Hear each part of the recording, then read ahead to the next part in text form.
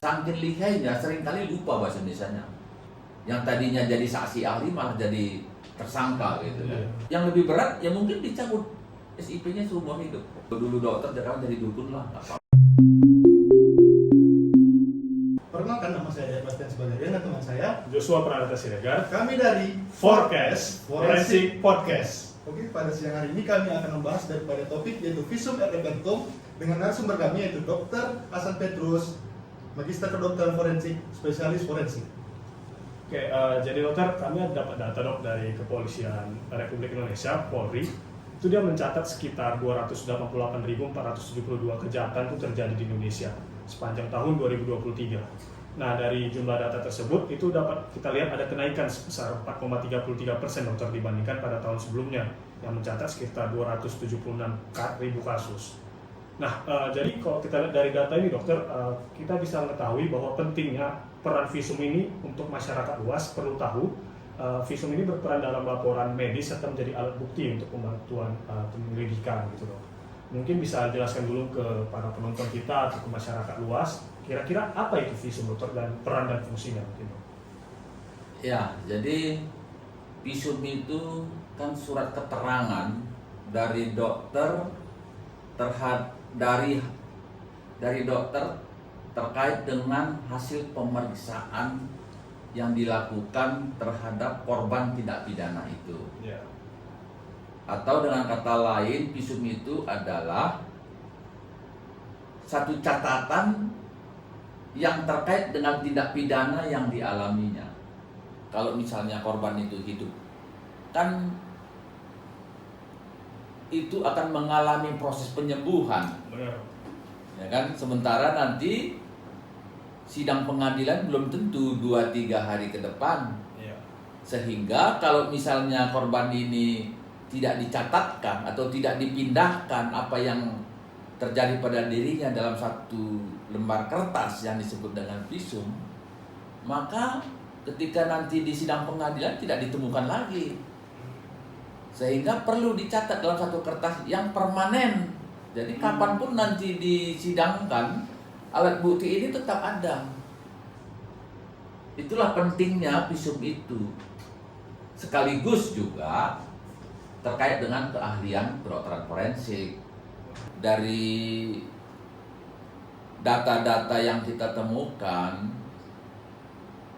tanda-tanda kekerasan yang kita temukan, kita bisa mengungkapkan kasus itu apa yang terjadi pada dirinya.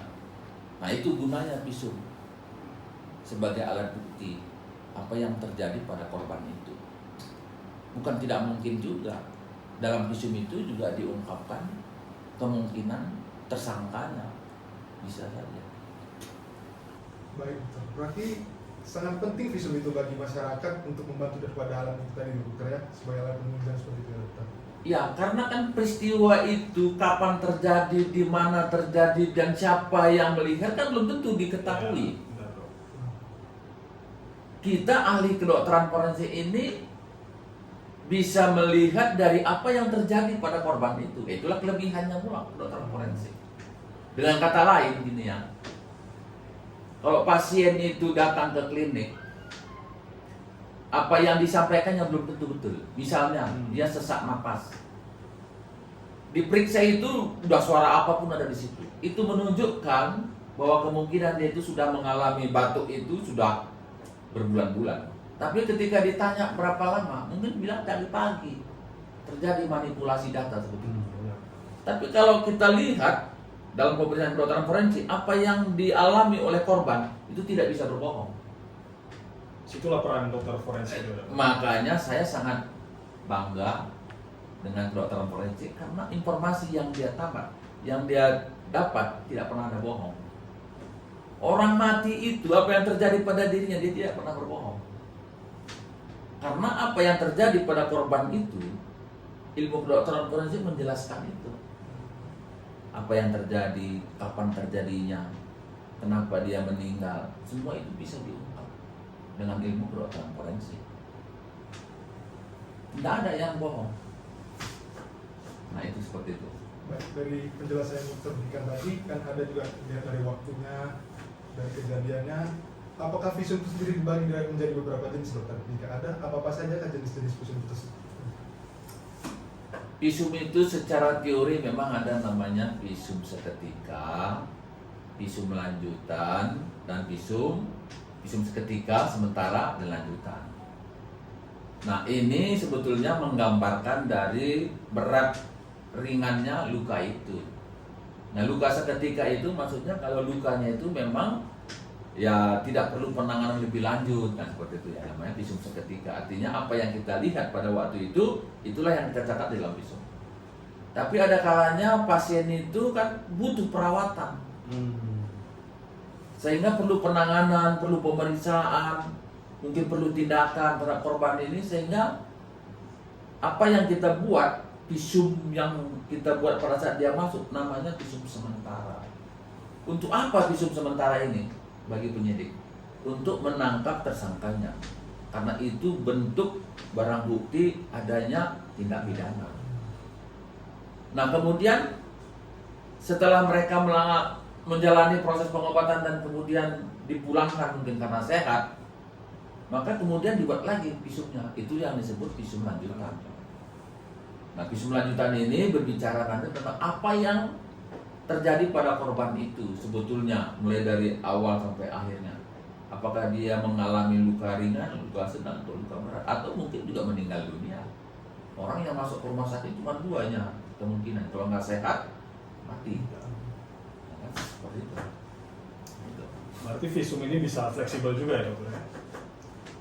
Ya. Kalau mungkin ini ya, Pak nonton kita mungkin ada dari latar belakang kedokteran, misalnya mahasiswa kedokteran atau dokter muda ataupun dokter-dokter umum. Ya. Kalau kita lihat kan dok, visum ini dia tuh 4A ya dokter, berarti bisa untuk dokter umum harusnya tuntas gitu. Tapi di kenyataannya mungkin barangkali ada yang mungkin yang kesulitan gitu dok melakukan atau penulisan visum ini. Mungkin bisa dijelaskan dokter apa saja ketentuan etika penulisan dari visum itu sendiri?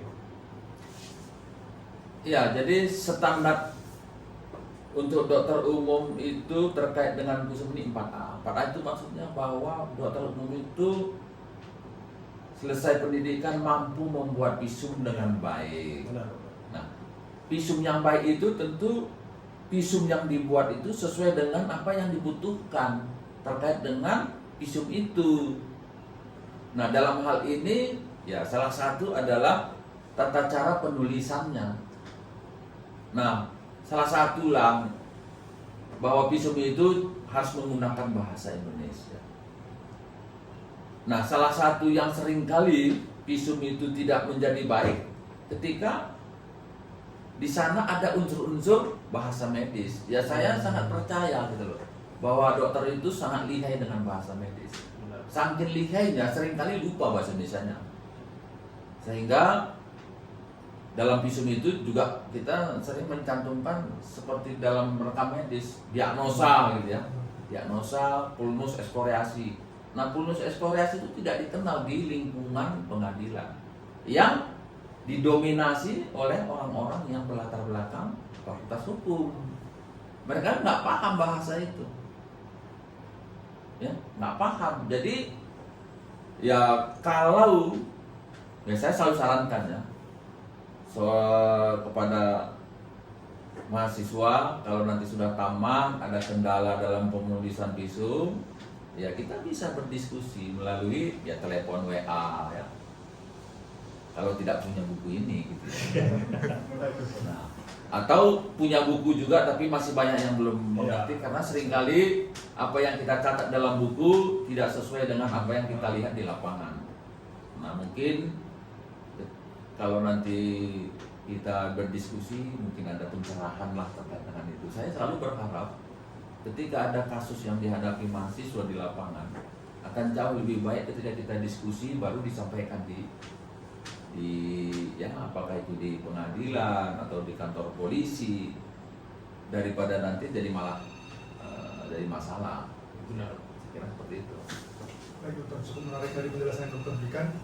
Dapat kita tarik kesimpulan kalau misalnya visum ini sendiri adalah 4A, berarti dokter harus mampu untuk menulisnya sendiri dokter umum sampai tuntas ya dokter. Baik. Apakah ada dasar hukum atau kewajiban dokter dalam menulis visum itu sendiri dokter? dasar hukumnya kan SKDI, bahwa dokter itu dianggap sudah kompeten dalam kategori 4A.